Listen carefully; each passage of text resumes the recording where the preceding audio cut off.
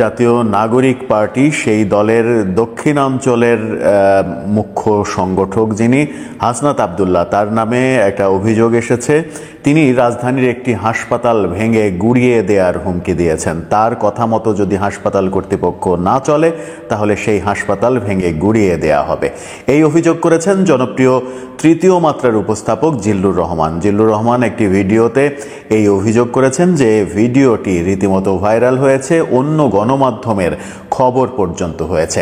এই অভিযোগের কথা যখন আমরা শুনছি তখন নতুন রাজনৈতিক দলের নেতারা আজকে জাতীয় স্মৃতিসৌধে গিয়েছিলেন। সেখানে শ্রদ্ধা নিবেদন করে আবারও নতুন নতুন বয়ান তাদের মুখে শোনা গেল।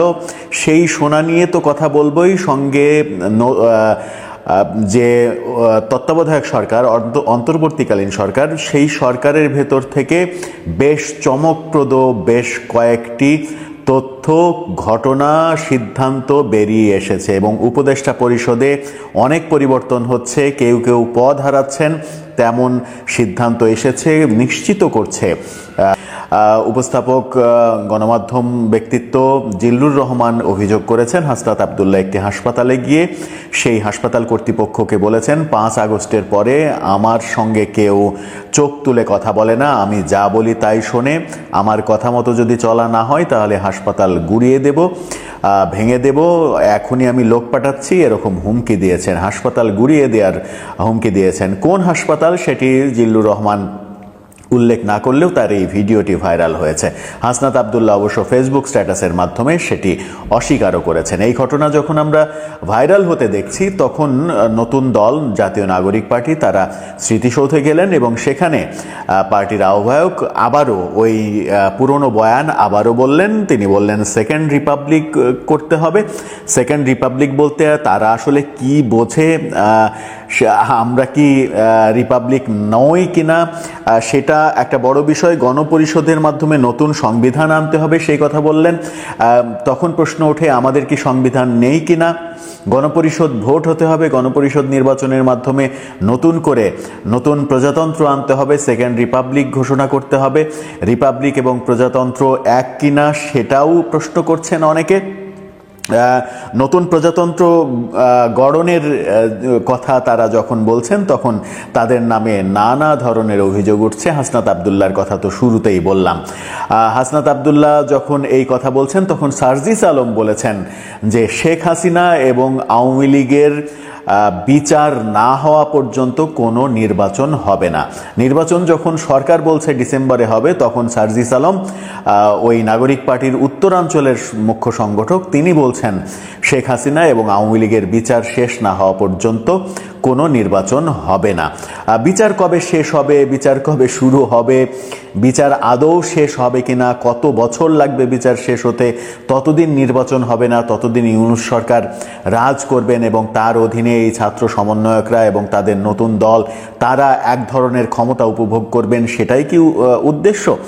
আমার মনে হয় সন্দেহটা সেদিকেই ডালপালা মেলবে।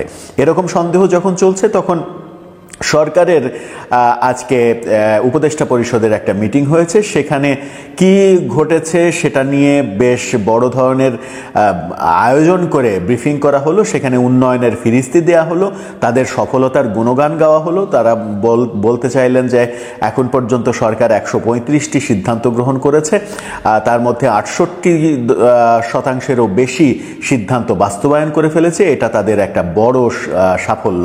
সরকারের নানা সাফল্যের কথা বলছেন এবং হাস্যকর হলেও তারা বলছেন যে এদেশে মব জাস্টিসের কোনো সুযোগ নেই, কোনো অধিকার নেই। সরকার এই ব্যাপারে সবসময় দৃঢ় প্রতিজ্ঞ। কত বড় ননসেন্সের মতো কথা বলতে পারেন তারা, সেটা এই কথাগুলো না শুনলে আসলে বোঝা যায় না। যেখানে মবের রাজত্ব চলছে, এই রমজান মাসেও যেখানে মব চলছে, জোর করে দোকানপাট বন্ধ করে দেওয়ার ঘটনা ঘটছে। কদিন আগেই আমরা 32 নম্বরের বাড়ি সহ সারা দেশে মবের ঘটনা দেখলাম। 5 আগস্টের পরে তো মব চলেই আসছে সারা দেশে, একটা মবও ঠেকানোর কোনো উদ্যোগ নেয়নি। 32 নম্বরের মব ঠেকানোর উদ্যোগ সরকার নেয়নি, বসে বসে দেখেছে। পুলিশ সময় নিচ্ছে, পুলিশ এখনো প্রস্তুত না, এই কথা প্রধান উপদেষ্টা নিজে বলছেন। আবার মিটিং থেকে এসে মুখপাত্র বলছেন যে মবের বিরুদ্ধে সরকার একেবারে সোচ্চার, মব তৈরি করার কোনো অবকাশ এদেশে নেই। কি হাস্যকর কথা। এই হাস্যকর কথা যতই বলবেন তারা ততই বেশি অজনপ্রিয় হয়ে উঠবেন। এই অজনপ্রিয়তার মাঝেই নতুন খবর এসেছে, দৈনিক সমকাল এবং যুগান্তর সহ বেশ কিছু গণমাধ্যম খবর দিচ্ছে উপদেষ্টা পরিষদে বড় ধরনের পরিবর্তন আসতে চলেছে। আগামীকালকে বুধবারে নতুন কয়েকজন উপদেষ্টা নিয়োগ দেয়া হচ্ছে। কতজন উপদেষ্টা নিয়োগ দেয়া হচ্ছে সেটা এখনো নিশ্চিত করে জানা যায়নি, মন্ত্রিপরিষদ বিভাগ থেকেও এখনো নিশ্চিত করে জানানো হয়নি, তবে গাড়ি প্রস্তুত করে রাখা হয়েছে। আগামীকালকে নতুন উপদেষ্টাদের শপথ হবে। এটা যেমন একটা বড় খবর, উপদেষ্টা পরিষদের কলেবর বাড়ছে, এটা একটা বড় খবর। তার চাইতেও বড় খবর হচ্ছে স্বরাষ্ট্র উপদেষ্টা তার পদ হারাচ্ছেন। স্বরাষ্ট্র উপদেষ্টাকে সরিয়ে দেয়া হচ্ছে তেমন গুঞ্জন উঠেছে এবং তেমন আভাস গণমাধ্যমগুলো দিচ্ছে। স্বরাষ্ট্র উপদেষ্টা জাহাঙ্গীর তিনি সরে যাচ্ছেন কিংবা তাকে সরিয়ে দেয়া হচ্ছে। ব্যর্থতার পাল্লা এতটাই ভারী হয়েছে যে তাকে সরিয়ে দেয়া ছাড়া কোনো উপায় নেই। অন্যদিকে শিক্ষা মন্ত্রণালয়ের নজিরবিহীন ব্যর্থতা, এখন পর্যন্ত মার্চ মাস চলে এসেছে, এখন পর্যন্ত শিশুদের হাতে বই পৌঁছানো সম্ভব হয়নি। শিশুরা বইবিহীন 3 মাস চালাচ্ছে, লেখাপড়াহীন 3 মাস চালাচ্ছে। এর চাইতে বড় ব্যর্থতা আর হতে পারে না। সেই ব্যর্থতার জন্য শিক্ষা উপদেষ্টা ওয়াহিদুদ্দিন মাহমুদকেও সরিয়ে দেয়া হচ্ছে এমনটাও শোনা যাচ্ছে। কিন্তু এই ব্যর্থতা কি ওয়াহিদুদ্দিন মাহমুদের নাকি সরকারের এই ব্যর্থতা? সরকারের সিদ্ধান্তহীনতা, সরকারের একগুঁয়েমির জন্যই এই ঘটনা ঘটেছে। শেষ মুহূর্তে এসে পাঠ্যপুস্তক নিয়ে যে নয়-ছয় করা হয়েছে সে কারণেই এটা ঘটেছে। এটা ওয়াহিদুদ্দিন মাহমুদের সিদ্ধান্ত নয়। আর ওয়াহিদুদ্দিন মাহমুদের মতো একজন জ্ঞানী গুণী মানুষ, একজন বয়স্ক মানুষ, সরকারের এই আমলাতন্ত্রের ব্যাপার, সরকারের ভেতরে অরাজনৈতিক সরকারের ভেতরের রাজনীতি তিনি হয়তো বুঝে উঠতে পারেননি, তাই তিনি এসে এই দায়িত্ব নিয়েছেন। তিনি যে এতদিন পদত্যাগ করেননি সেটাই অনেক বড় বিষয়। আমার মনে হয় যে সেরকম ঘটনাও যদি ঘটে, পদত্যাগের ঘটনাও যদি ঘটে, সেটাও ঘটতে পারে। তবে উপদেষ্টা পরিষদে স্বরাষ্ট্র এবং শিক্ষা উপদেষ্টাকে সরিয়ে দেওয়া হচ্ছে এমন তথ্য গণমাধ্যম দিচ্ছে। সুখের খবর হচ্ছে স্বরাষ্ট্র উপদেষ্টাকে সরিয়ে দেওয়া হচ্ছে শেষ পর্যন্ত। তবে কে হচ্ছেন নতুন স্বরাষ্ট্র উপদেষ্টা সেই প্রশ্ন সামনে এসেই যায়। ব্রিগেডিয়ার সাখাওয়াতকে কি আবার ফিরিয়ে আনা হবে, নাকি নতুন কাউকে এনে আবার স্বরাষ্ট্র উপদেষ্টা করা হবে, নাকি মাঝখানে স্বরাষ্ট্র উপদেষ্টার ক্যারেক্টারে অ্যাক্টিং করা আসিফ মাহমুদকে আবার স্বরাষ্ট্র উপদেষ্টা করা হবে? রাতের গভীর রাতে বিজয় সরণিতে সাংবাদিকদের ডেকে স্বরাষ্ট্র উপদেষ্টার ছায়া উপদেষ্টা হয়ে তিনি সংবাদ সম্মেলন করেছেন। কি করেছেন, কি বলেছেন কিছুই আমরা বুঝিনি, কিন্তু করেছেন সেটা। সেই নাটকের পরে আমরাও বলেছিলাম যে তাহলে কি স্বরাষ্ট্র উপদেষ্টা হতে যাচ্ছেন আসিফ মাহমুদ? সেটা হলেও আশ্চর্য হওয়ার কিছু থাকবে না, কারণ তার মতো একজন সদ্য ছাত্রত্ব শেষ করা একজনের মাথায় যেভাবে বড় বড় মন্ত্রণালয়ের দায়িত্ব চাপানো হয়েছে, তাতে স্বরাষ্ট্র উপদেষ্টার দায়িত্ব চাপানো হলেও আশ্চর্য হওয়ার কিছু থাকবে না।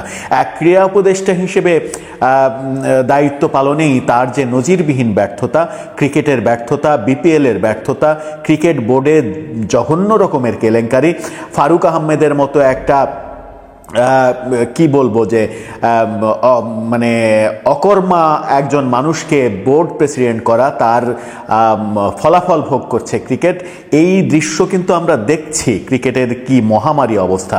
চ্যাম্পিয়ন্স ট্রফি থেকে আমরা শূন্য হাতে ফিরেছি, জঘন্যভাবে হেরেছি। তার আগের হারার দৃশ্যগুলোও আমরা দেখেছি।